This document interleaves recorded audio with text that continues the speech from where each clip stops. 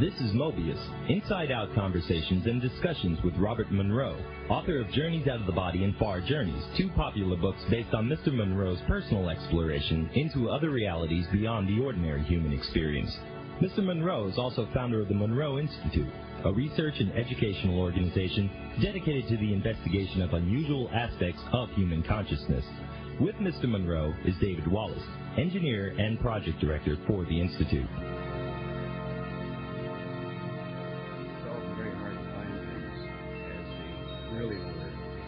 Perspective is so different, Dave, you know, from one thing to another, and also you have a tendency to forget a lot of things that you thought you knew, and one way is to renew those patterns is to have a reason for remembering. Bob, tell me, did you have any idea that 31 years ago you'd head up an organization such as the Monroe Institute, or a means to change lives of thousands of people like we see coming through the Gateway programs? Was it some kind of an early dream or a vision of yours? What was it? I have no idea, and I must tell you that as a result of that same question, I suppose my early life, because that's the formative years, was and has been analyzed again and again, and no one, or let's say there's been no consensus. I certainly don't remember having any such thing. That's the point. In my whole life up until this 1958 episode, I had no memory of it. Well, Bob, tell me about your early years as a child. I mean, you were born and raised in Kentucky, weren't you? Well, I was raised in Kentucky, but I wasn't exactly born in Kentucky. That's a very funny thing. I was born in Wabash, Indiana. Actually, I was raised in Lexington, Kentucky, and Lexington, Kentucky, not the present-day Lexington, which is quite a metropolitan area, but the Lexington back in, say, beginning in 1918 or thereabouts, when I could remember my first memories of having been born in 1915, was entirely a different place. It was a small southern town. That's the best way to as I remember it and as it was.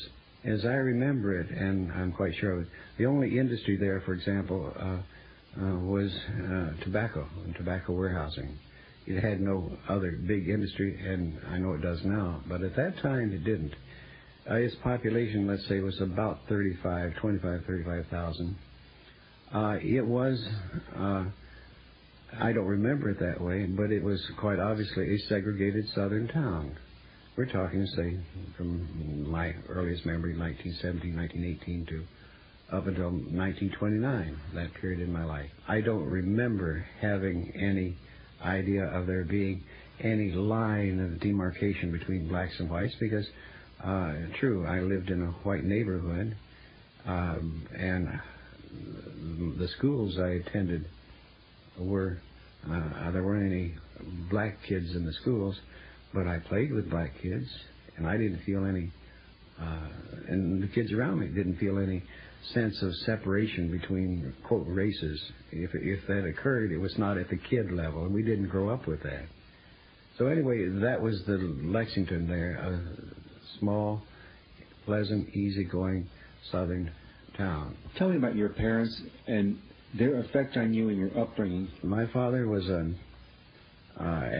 as I knew him, and what happened before that is another matter, but as I knew him and grew up with him, was a very calm, authoritarian person, but extremely, when I say calm, doesn't mean that he wasn't a vigorous, dynamic man. He was very much that. I'll give you an illustration. He was a professor at Transylvania College, and he was a professor of Romance languages, which was his specialty. He was an extremely vigorous, dynamic person, but never an angry person. There's a difference. Anyway, my father pretty much left me very much to my own devices. He was not a demonstrative man. For example, I never remember in those early days is either complimenting me for something that I did or any expression of emotion like putting his arms around me or hugging me. He may have, but I don't remember it. And moreover, I didn't miss it, which is the other part. It wasn't as if I felt I was something was being left out in my life. After World War I, he got into the tourist business, which was a big thing in the 20s, which was conducting parties to Europe. And he would, in his off semester at Transylvania College, he would spend those 3 months conducting these parties into Europe and all over Europe. So he was gone 3 months out of the year conducting these parties to Europe. And he would moonlight his college job through the winter, gathering a clientele in those parties, which would, when you're taking a 3 month trip to Europe and complete cost, even in those days, was not a cheap thing. And I have heard later on, in later years, that the cost of such a trip to Europe with my father was about $24,000-$25,000. That sounds like a lot, but that paid for everything, you know. It's a total blank check. So he began this quite early, and I would say he must have begun that certainly in 1920, 21. This was the father that I knew who disappeared for 3 months out of each year. And in that disappearance, of course, was the exciting return from Europe, from this magical place called Europe. And I remember that very excitedly, because he always brought an extra portmanteau, which is a term for a heavy, hard suitcase. And in that portmanteau was filled with the stuff for the family. Everybody had something, name it. And he just came, and that was like a early Christmas in September, when he'd open this and hear all the stuff would pop out. And one time, I remember that he wanted me to help play a trick. He had this group of some 30 people gathered at our house at that time, and to talk about their planned travels in Europe. And he wanted to have the trick of showing this special thing that he was going to take to Europe with him. So he says, I'll go get it. So he brought, and he had me get in this portmanteau, fold into it, you know, real tightly. And then he was going to carry me and pop open the suitcase, and I'd jump out, da-da, you know. And I enjoyed that trick so much. And I couldn't have been, just from the size of being able to get into there, I couldn't have been more than 3 years old. And yet I remember the feel of the swing of the suitcase as he carried me in, and the plump of the suitcase going out. And then here I am, all ready to pop and stand up and do the da-da. And so he did, and I heard him talking, and then the suitcase opened, and I jumped up, and everybody clapped and applauded. But it was that, the amazing thing is that real strong memory going all the way that far back.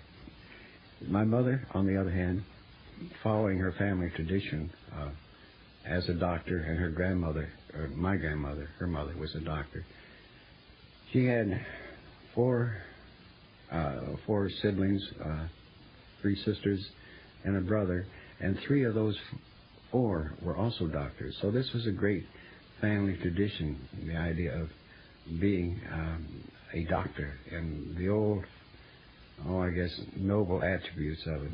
She more or less abandoned her medical career to come down to a place called Kentucky, and then in turn be a wife. She tried to practice medicine for a while after her marriage, but too many children got in the way, so she had to abandon it. But she was a very, again, a doing person. So you see, my parents were doing people, and I remember them very much as doing people. And she was perhaps very much an idealist, and yet she's a very practical person as a doctor. And having a mother for a doctor is sometimes pretty tough stuff, Dave. You could never con your way out of not going to school by saying I'm too sick, because you have a mother doctor, and she puts her hand on your forehead and says, no, you don't have any temperature, goodbye. And you couldn't win. But those were my parents, and as they existed.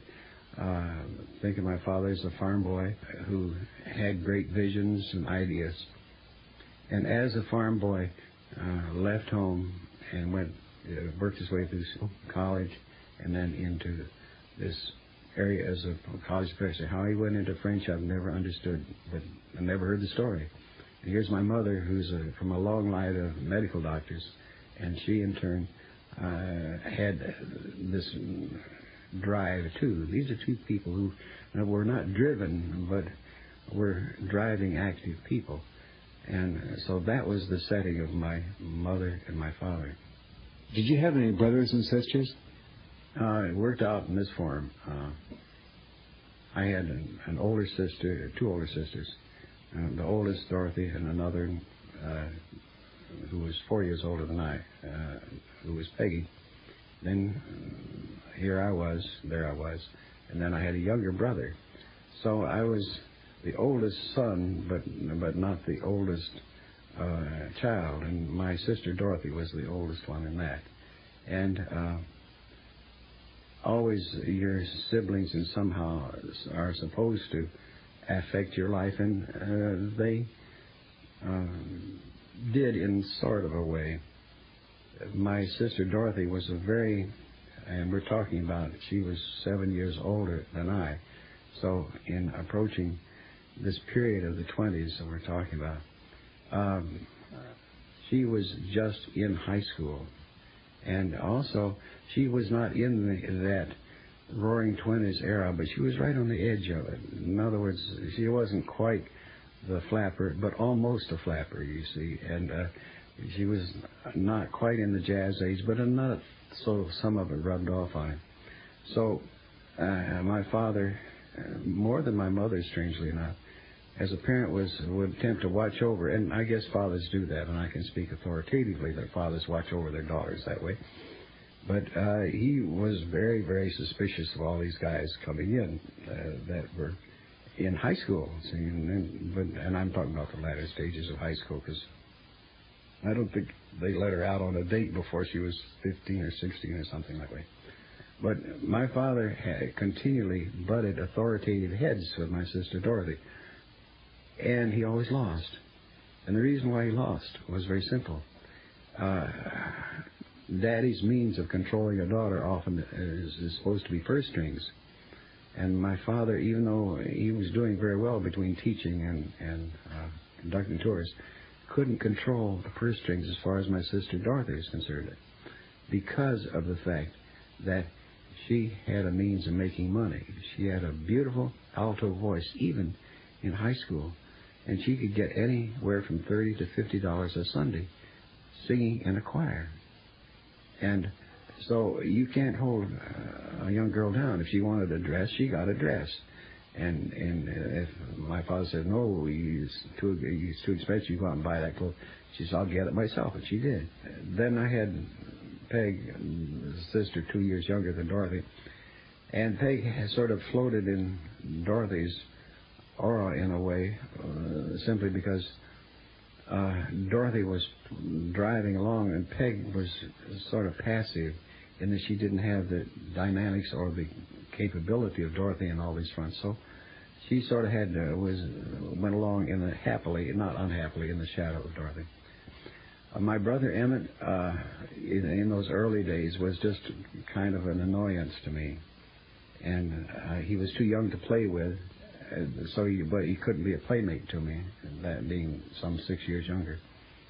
So what he turned out to be is someone that I had to take care of when I needed to do something else, and that's why I think that's my history of Emmett in those early days.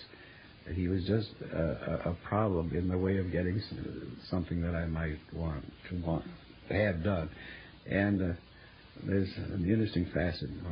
Years later, when Emmett and I had all been fully grown, how these things emerge.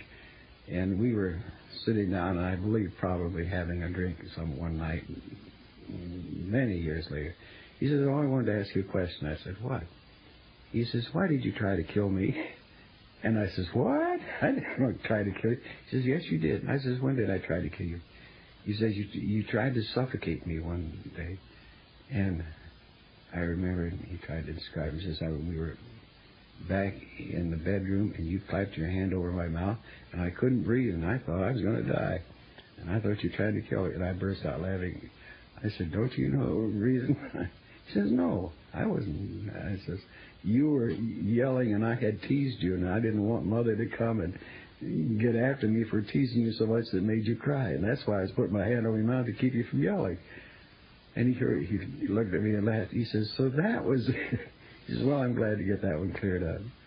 But that was the early days of my siblings and my mother and father. It was an interesting kind of life. Bob, can you describe your early childhood? What were some of the unusual characteristics that kind of made you the way you are today? Well, again, that's been looked at pretty carefully, so that's relatively easy to answer. One of the things that came out was that I had learned to read and write by the time I was 4 years old. Now, I, at the time, didn't think that was anything because I have some samples of it I've seen that my dear mother saved, naturally. And they were awfully crude, but at least I was writing at 4 years old. I can see how that happened with my father. I'm sure that he assisted it. One of the things that came out was that I remember very well, I am left-handed. And at that part of our cultural development, left-handed was sort of not the way to be. And there was an attempt made by my parents to make me right-handed, even to the point of putting my left hand arm in a sling so that it forced me to use my right hand. And this didn't put any mark on me because I understood what they were trying to do. You're supposed to use your right hand. And I said, oh, suppose you use the right hand. But I couldn't do that. I was a very pronounced left-hander. So they finally gave up, I suppose, after a few months of that, and I became solidly a left-hander. Because of that focusing, and I know that I had a desire to read very early, one of the reasons why I understand this early desire to read, maybe not write, was that I saw all these books around, and books not only had pictures, but they had other stuff. And I can remember that part, and the desire to see what this other stuff was. The picture I could understand if there's an elephant, but what was the other stuff? So in any event, I'm sure that my parents encouraged that very much, naturally. I'm sure my father did, and I'm sure Mother did too. But in any event, then it came time, here I could read and write, and all the other kids were going into what was then and still is kindergarten. And I believe, as I remember it, my being told, I don't remember it as an event itself, that they tried me in kindergarten for a week, and I was so bored with it that I demanded to go to the first grade. And with familial pressure, I was moved over into the first grade in school at 4 years old. And I can see how my parents would do that in terms of a proficient child. And so therefore I entered school at 4 years old. My early memories of school are something else again. In going back and saying, well, did I, as a 4-year-old, walk that distance? And I know I did because my parents didn't take me. But this was about a 16-block walk and crossing a busy street and walking up over along this wide avenue and then turning left and going 4 blocks up this way and then getting to school. I know they didn't take me. And I know I walked home. There's reasons I know this because, in that very early period, how do I know? Because I know what I passed. And one of the things that I was given, and other kids were too, the memory is that you had 3 cents, 3 copper pennies, and those are stuck in your hot little pocket, because that was lunchtime. And in lunchtime, what was lunchtime then, and I can still remember breaking for lunch and the eagerness of us kids as we rushed up these stairs up to what was cafeteria. It wasn't much, and plunking down our 2 cents for a peanut butter bun and our penny for a tin cup of cocoa, not hot chocolate cocoa. It was, in other words, it didn't have any milk in it. It was water with some chocolate added to it. But how ravenously we devoured those. And you only had 3 cents, so I only got 1 bun and 1 cup of cocoa. That was one of my earliest memories. What I learned there, I was reading and I read all the normal things of childhood and things like that, of that first, second grade. I'm talking about first, second, third grade. The other point that did come up in our searching for answers, this was a funny thing. I remembered very vividly, absolute vivid pattern of seeing movies at that old school, grade school in Lexington, Kentucky. And these were black and white movies. And I saw them as color. And I remember the vivid color of those movies. They were silent movies, but I remember so much the color involved in those movies. Now, I always thought they were, I never at the time thought they were colored movies, and I just thought of them as colored movies. It wasn't until years later, meeting one of the people in one of my many years later return, one of the teachers there, and I commented about how wonderful it was to go to a grade school at that time that had colored movies. And she looked and said, we didn't have any colored movies. All we had were black and white movies. And I described some of the movies that were there at the time, in other words, that I saw. And she said, yes, I remember those movies, but they were black and white. I said, I know they were in color. And she said, yes, well, they were not. They were in black and white. And that's an interesting thing. How did I see something in color back there as, say, a 5-year-old, maybe a 6-year-old? But I saw this in color and was so sure it was in color. Interesting thing, that was one of the things in trying to find out parts of our, this odd, seems to me conventional, but perhaps unconventional history. That was one of the things that stuck out. There was another part of that that's related to that same thing. This is later on, but I attach it here simply because there's connective tissue. There was an amusement park, a very small one, and a very well-established one. It wasn't one of these in-and-out things. It had all of its rides in place like a roller coaster. It was not an in-and-out thing. It was a permanent installation. And they had a beautiful, large swimming pool. And we used to go out there as 8, 9, 10-year-olds just to go swimming because it was such a fine, large pool with a large diving platform. And it had various wonderful fountains in it. It was just a classically beautiful pool. And I'm talking large pool. It was at least 100 feet long. As I remember loving to swim underwater in that pool at night because it had underwater lights, and the lights were in color. All these deep shaded colors. I can remember so vividly the greens and the blues of those underwater lights. Not above, but under the water. And they made the water reflect in these various colors. And I, even to the point that when I had a pool up in our place in Westchester, I put underwater lights in colors to replicate that I had experienced as a child. And they never were as deep or as deeply colored as I remembered them as a child. And then, mind you, this is back in that early stage, connective tissue. Years later, with this little boy the boy who was with me later, years later, meeting him as a man, I remarked about the wonderful colored lights in the pool. And he looked at me blankly. He says, "What colored lights?" I said, "The underwater colored lights that you and I used to swim in." He says, "They never had any color in them. They're just white lights." It's a strange thing. And yet, it was a thing that I, as well as I sit here and know that you and I are sitting here talking, that was as real to me. That those were, and I was not a young kid. I was certainly 8, 9, 10 years old. And did this 20 or 30 times. But again, I thought everybody else was experiencing the wonder of swimming through these blue waves or these red waves and something that everybody else was doing. But evidently they weren't. And I never even bothered to mention thinking that everybody else was enjoying it as much as I. It was that kind of thing. That's one of the major anomalies that took place back there as I was a little kid.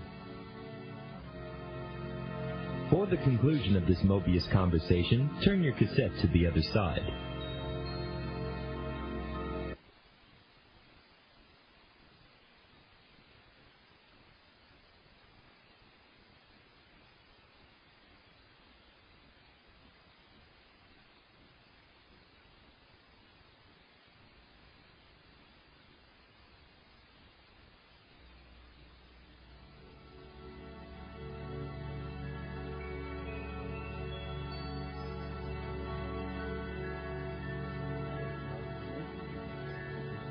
enjoying it as much as I. It was that kind of thing. That's one of the major anomalies that took place back there as I was a little kid. The other thing that surfaced very early in my life, and again, we're talking about starting back in that 3- and 4-year-old era, was my deep attachment to music. And this was any and all kinds of music. It started, the evidence of it started as that little 3- or 4-year-old of using a stool with my mother's permission and playing her precious Victrola, which was in a large mahogany cabinet with a big top that opened out, and the typical one that you might find in 1920, and it was one of her most precious possessions. The crank-up type, you ever seen one, Dave? The old wind-ups, yeah. I remember seeing one years and years ago. And this had the type of pickup where the old needle type, and they used a lot of wooden needles at that time instead of the steel needles, because steel needles would cut up a record so much that the record would wear out very quick, so they used a wooden needle. Anyway, my mother had a very precious collection of classical records, and these were very breakable type of stuff. According to the records, I never broke any of these records. I was so reverential about them. But that's where I learned and listened to symphonies. I listened to Caruso, because that was one of the big things, that famous Caruso voice. And so I was deeply embedded in that. And I also entered a music memory contest back in that age, about 5 years old or something, somewhere in there. And I took second place citywide in this music memory contest as a little 5- or 6-year-old kid. The other part of the music thing that was quite interesting was that in that very early era, we had, my family, my father and mother, had rented this large house. And my father was the monitor of a fraternity, this Pi Kappa Alpha fraternity. And the fraternity had the floor up above the second floor of the house. So you had this stream of fraternity brothers coming up the steps into their rooms up above. Also, and so it was a fairly large house. There must have been, 8 bedrooms up above, and we lived on the lower floor. But the interesting part is that one of these fraternity brothers, I can remember his name now. That's how the great thing is. His name was Paul Omer. And I don't know how you spell it, O-H-M-E-R, whatever. But Paul was a cigarette-smoking player of a saxophone.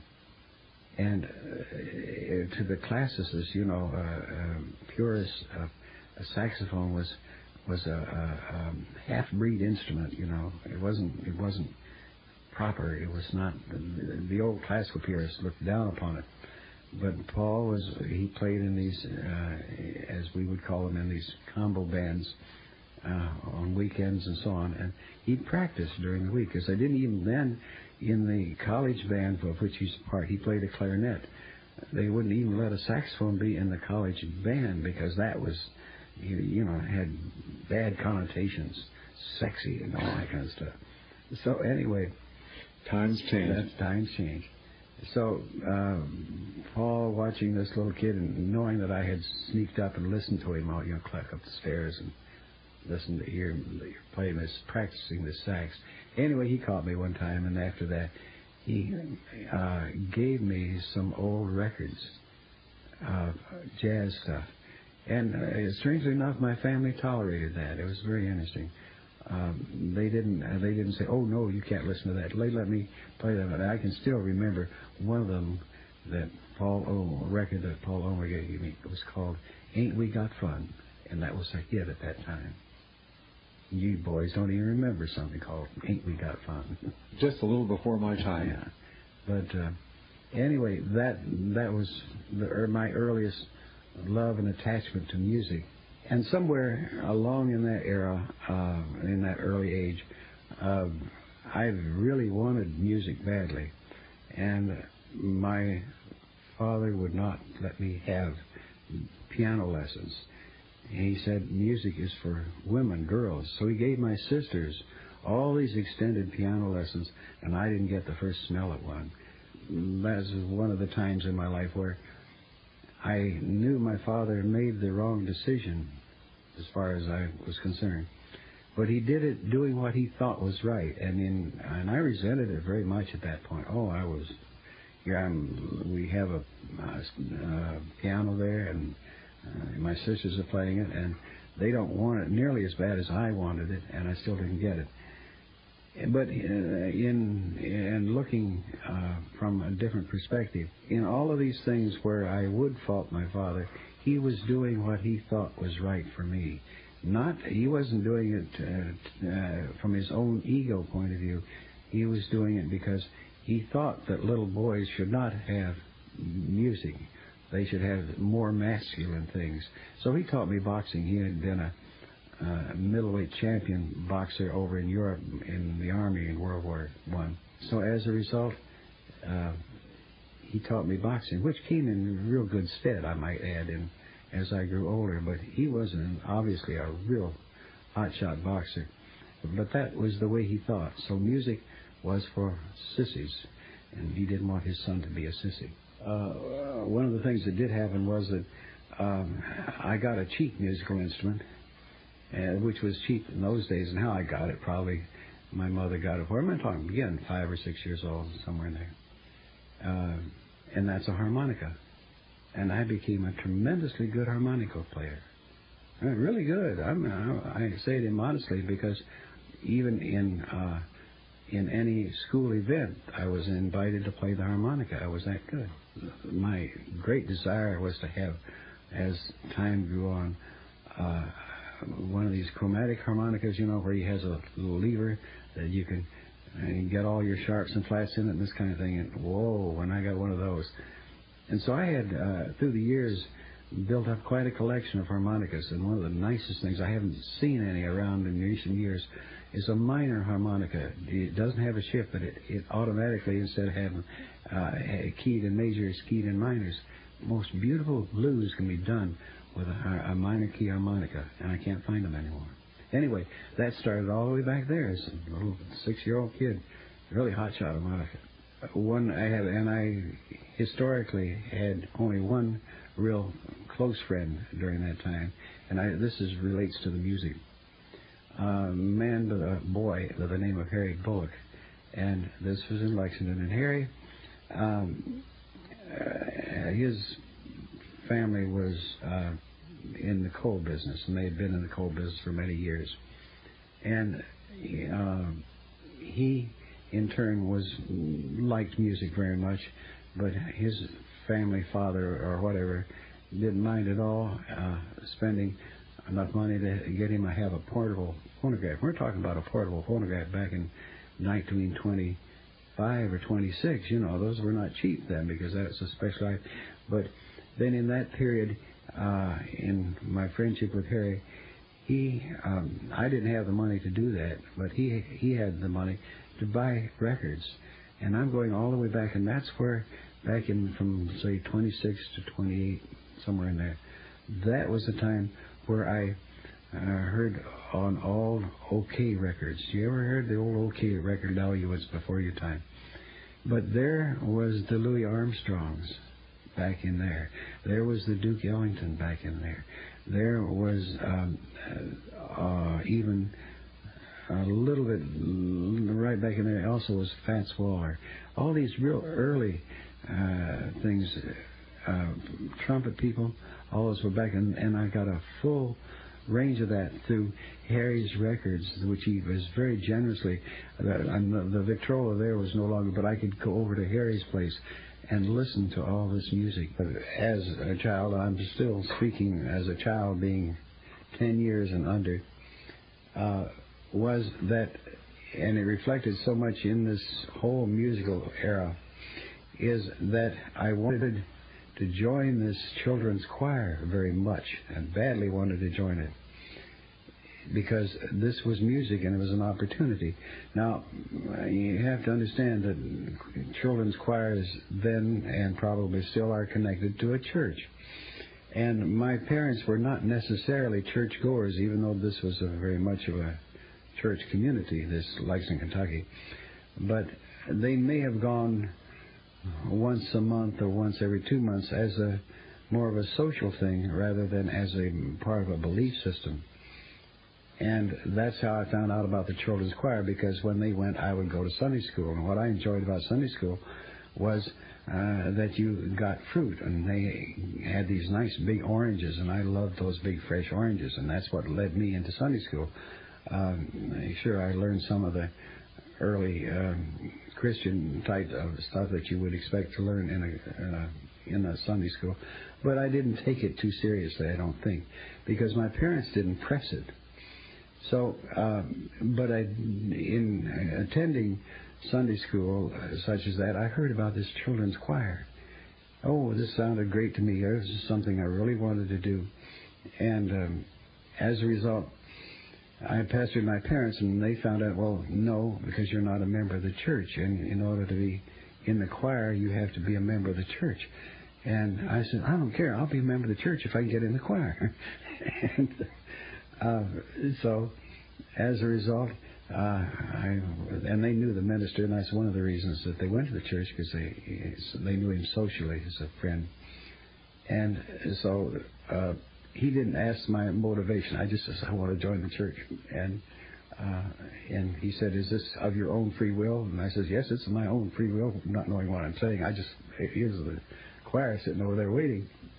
The whole ceremony had full baptism involved with it. It wasn't a Baptist church, but it was a southern denomination where they had this sort of a alcove in the church itself, in the main chapel of the church, with like a tank filled with water, and you walked down in that in a robe, and then the minister moved you backward after saying a prayer or whatever, and dipped you all the way with a full immersion.